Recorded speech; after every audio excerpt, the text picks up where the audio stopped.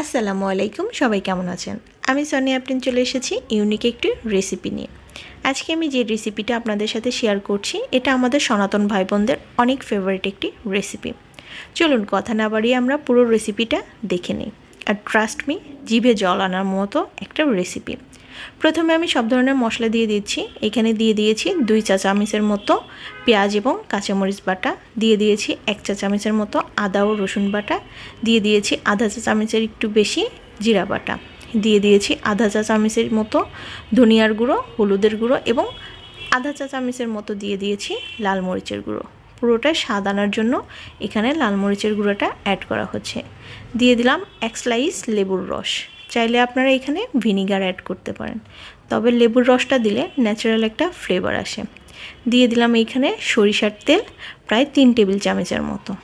এবার ভালোভাবে সবগুলো উপকরণ মিক্স করে নিতে হবে। আপনারা একটা চামচের সাহায্যে এটা মিক্স করে নিতে পারেন, তবে আমার মনে হয় হাত দিয়ে মশলাগুলো ভালোভাবে ম্যারিনেট করলেই ভালো লাগবে বেশি, আর এটাতে টেস্টের পরিমাণটাও পারফেক্ট হয়।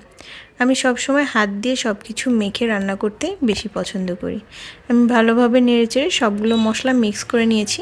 এবার এটার মধ্যে এক এক করে মাছগুলো অ্যাড করে নেব। আমি মাছগুলো ভালোভাবে ধুয়ে নিয়েছি আগে, যেন কোনো ধরনের স্মেল না থাকে। এবার আমি এপিট ওপিট করে মাছগুলোর গায়ে ভালোভাবে মশলা মেখে নিচ্ছি। আর এটা করার জন্য অবশ্যই পাতা লাগবে। আমি এইখানে নিয়ে নিয়েছি কুমড়া পাতা। আপনারা চাইলে লাউ পাতাও নিতে পারেন, তবে লাউ পাতা দিয়ে করাটাই বেশি ভালো লাগে। আর এটা শুধু রুই মাছ দিয়ে যে করতে হয় সেটা না, এটা কিন্তু ইলিশ মাছ দিয়ে করলেও দারুণ লাগে। ভেটকি মাছ বা যে কোনো বড় ধরনের মাছের পেটির অংশ দিয়ে করলে এটা বেশি মজা লাগে। আমি এইখানে কুমড়া পাতা ডাবল করে নিয়ে এটা ভালোভাবে নিয়ে নিচ্ছি। উপর দিয়ে একটু করে আমি দিয়ে দিলাম মশলা এবং একটা কাঁচামরিচ। তারপরে ভালোভাবে এটাকে ভাজ করে নিচ্ছি, যেন কোনো পাশ দিয়ে খুলে এটা বের হয়ে না আসে। মশলাগুলো পারফেক্টলি বসার জন্য পাতাটা ভাজ করা খুবই গুরুত্বপূর্ণ। আমি দেখিয়ে দিচ্ছি আপনাদেরকে এক এক করে কিভাবে এটা করতে হবে। দেখেন, পারফেক্টলি এভাবে করে নিতে হবে। আমার দেখানো নিয়ম অনুসারে করলে আর কোনো সমস্যা হবে না। আমি মশলার সাথে সাথে একটা করে কাঁচামরিচ দিয়ে দিচ্ছি। যদি কারো ঝাল একটু বেশি দরকার হয়, সে কাঁচামরিচটা খেয়ে নেবে।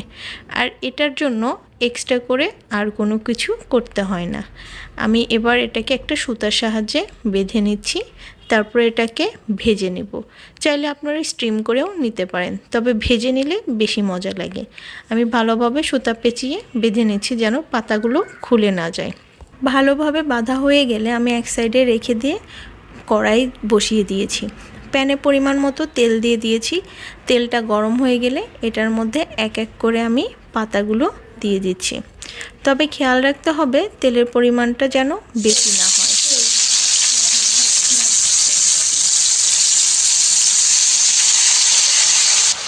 কম তেলে এটা ভেজে নিতে হবে এবং সামান্য পরিমাণে পানি দিয়ে এটাকে লো আঁচে ঢেকে দিতে হবে।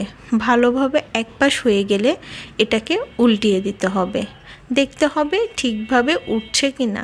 আমি একটা স্প্যাচুলার বা চামচের সাহায্যে এটাকে এপাশ ওপাশ করে উল্টিয়ে নিব। যদি পারফেক্টলি হয়ে যায় তাহলে এটা ইজিলি উঠে যাবে। দেখেন, ওই পাতাটা ঠিকভাবে হয়নি, সেই জন্য আমি উল্টাইনি। সবগুলো উল্টে দিয়ে আবার আমি এটাকে লো আঁচে 5 মিনিটের মতো ঢেকে দিয়েছি। এই তো রেডি হয়ে গেছে আমার রুই মাছের পাতুরি।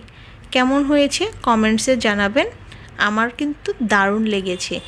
আর হ্যাঁ, এটা কিন্তু খেতে দারুণ হয়েছিল। শুধু সাদা ভাতের সাথে এটা অসাধারণ। চাইলে আপনারা একটু পাতলা ডাউল করতে পারেন, সেটাও কিন্তু মন্দ হয় না। পাতার গাগুলো যখন এরকম একটু পোড়া পোড়া ভাব হবে, তখন বুঝে নিতে হবে পাতুরিটা হয়ে গেছে, ভিতরে সিদ্ধ হয়ে গেছে মাছ এবং মশলা।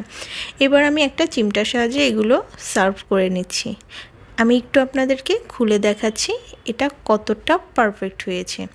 খুলতে একটা অসম্ভব সুন্দর ঘ্রাণ নাকে চলে আসে, অমনি খেতে ইচ্ছা জাগে।